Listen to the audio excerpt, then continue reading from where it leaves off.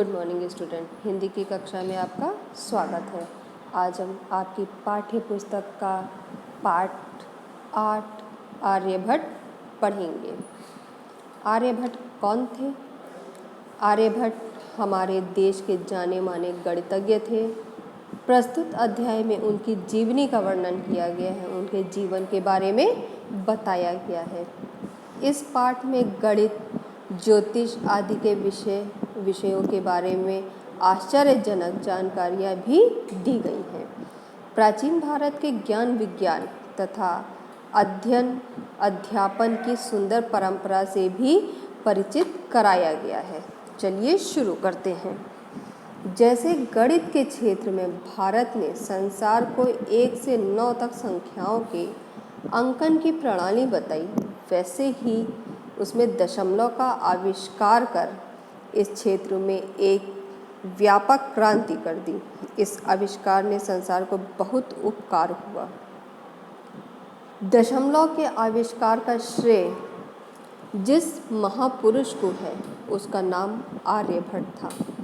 आर्यभट्ट से पूर्व प्राचीन काल से ही ज्योतिष और गणित की ओर इस देश के पंडितों का ध्यान गया और समय समय पर इन दोनों ही क्षेत्रों में उन्होंने व्यापक आविष्कार किए थे। ऋग्वेद से इस बात के बहुत से संकेत मिलते हैं कि उस युग में भी भारतीय आर्य गणित और ज्योतिष के क्षेत्र में कितने आगे बढ़ गए थे।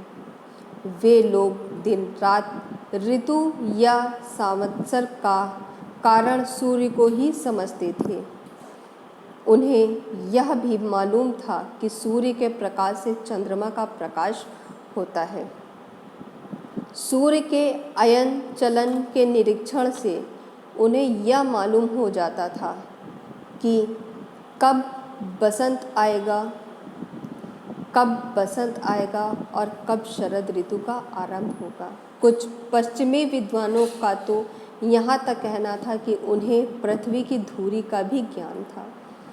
यजुर्वेद, ब्राह्मण और उपनिषदों के काल में ज्योतिष और गणित क्रमशः नक्षत्र विद्या, राशि विद्या और शुल्ब विद्या, रेखा गणित के नाम से प्रसिद्ध हुए और वेदों के आचार्यों के लिए इन विद्याओं का ज्ञान आवश्यक हो गया। सूत्र काल में तो गणित और ज्योतिष वेदों का अंग माने जाने लगे। उस समय से इनसे संबंधित शास्त्र वेदांग के नाम से प्रसिद्ध हो गया, जिसका अर्थ हुआ वेदों का एक अंग। शुक्ल यजुर्वेद में नक्षत्र, दस, गणक आदि शब्द मिलते हैं। यद्यपि उस काल में गणितज्ञों और ज्योतिषियों के नाम तक लोप हो गए हैं, इस युग में केवल गर्ग का नाम ही हमें याद है, जो गर्ग संहिता के रचयिता कहे जाते हैं। लेकिन उनके नाम से प्रसिद्ध जो संहिता इस समय हमें उपलब्ध है, उसमें बाद में इतनी मिलावट हो गई है कि यह कहना कठिन है कि यह संहिता वही है जिसे महर्षि गर्ग ने लिखा था। महर्षि गर्ग के बाद ज्योतिषाचार्य लगत हुए, जिनका पद याजुष वेदांग ज्योतिष इस समय भी उपलब्ध है। कश्मीर के निवासी थे ये। दीक्षित और तिलक ने उनके इस ग्रंथ की रचना काल आज से 3400 वर्ष पूर्व माना है। इस ग्रंथ में राशियों का उल्लेख नहीं है। इनमें उल्लेख है केवल 27 नक्षत्रों के अयन चलन का और वर्णन है सूर्य चंद्र के पंचवर्षीय चक्र का। 3 प्राचीन संहिताओं में भी इन्हीं बातों का संकेत हमें मिलता है। आर्यभट्ट प्रथम के जीवन के विषय में पर्याप्त जानकारी उपलब्ध नहीं है, किंतु उनके ग्रंथ के आधार पर प्राप्त सूचनाओं के अनुसार वे कुसुमपुरा, जो आज के पटना के समीपस्थ क्षेत्र रहा होगा, के निवासी थे। आज का पटना प्राचीन काल में पाटलिपुत्र कहलाता था। इनके पैदा होने की तिथि 773 ईस्वी मानी जाती है। 799 ईस्वी में जब से 26 वर्ष के थे उन्होंने लिखना आरंभ किया। इनके लिखे 3 ग्रंथ हमें मिलते हैं। पहले ग्रंथ का नाम है आर्यभटीय, जिसमें आर्या छंद से 10 श्लोक हैं। दूसरा ग्रंथ है 10 देशिका सूत्र, जिसमें अपनी गणना प्रणाली की व्याख्या की है।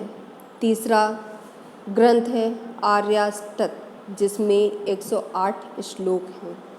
33 श्लोकों में गणित, 25 श्लोकों में काल क्रिया या काल नापने के विधि, शेष 50 श्लोकों में गोला अर्थात भूगोल का वर्णन। इन तीनों के अतिरिक्त यदि उन्होंने किसी या किन्हीं ग्रंथों की रचना की तो वे अब तक हमें नहीं मिले हैं। आर्यभट्ट ज्योतिष के महारथी थे। उन्होंने सदियों से फैले अंधविश्वासों का खंडन करते हुए आकाश में ग्रह नक्षत्रों की विस्तृत जानकारी समाज को प्रदान की।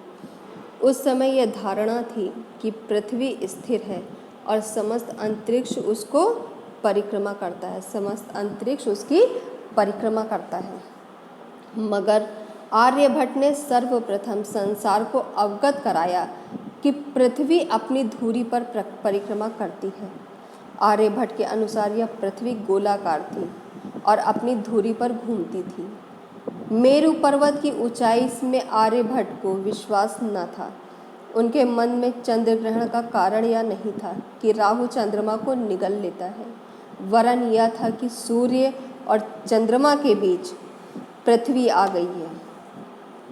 उनका कहना था कि पृथ्वी की बड़ी छाया जब चंद्रमा पड़ती है तो चंद्र ग्रहण होता है। इसी प्रकार चंद्र जब पृथ्वी और सूर्य के बीच में आता है और वह सूर्य को ढक लेता है तब सूर्य ग्रहण होता है। यहाँ तक यह कह देना आवश्यक है कि भारत के इतिहास में पहली बार आर्यभट्ट प्रथम ने ज्योतिष से अलग कर गणित को अपने ग्रंथों में स्वतंत्र स्थान दिया। आर्यभट्ट अद्वितीय आर्यभट्ट प्रथम से जिनका यहाँ पर उल्लेख है भिन्न थे। आर्यभट्ट द्वितीय ने 10वीं शताब्दी ईस्वी में से एक वृहद ग्रंथ लिखा जो आर्य सिद्धांत के नाम से प्रसिद्ध है। लेकिन आर्य सिद्धांत में जिस गणन प्रणाली का उल्लेख है उसमें और आर्यभट्ट प्रथम की गणना प्रणाली में बड़ा अंतर है। इसलिए विद्वानों का कहना है कि आर्य सिद्धांत के लेखक आर्यभट्ट प्रथम से भिन्न थे।